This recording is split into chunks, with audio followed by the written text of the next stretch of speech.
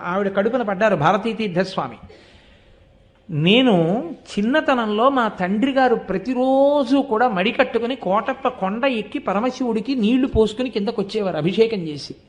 తెలిసో తెలియకో మా నాన్నగారి వేలు పట్టుకుని రోజు పరిగెత్తుకుంటూ నేను కూడా కోటప్ప కొండ ఎక్కేదాన్ని. ఎక్కి నమస్కారం పెట్టుకుని పిల్లలం కదా నాయన కిందకి దిగిపోయేవాళ్ళం. ఎన్ని పర్యాయాలు ఎక్కానో, ఎన్ని మార్లు నమస్కరించానో, ఎన్ని మార్లు దిగానో నాకు తెలియదు.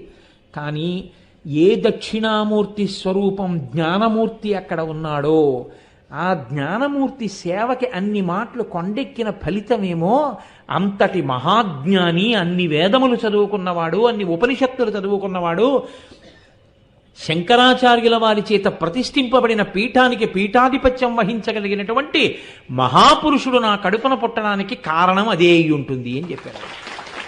కోటప్ప కొండ అంత ప్రఖ్యాతమైనటువంటి క్షేత్రం.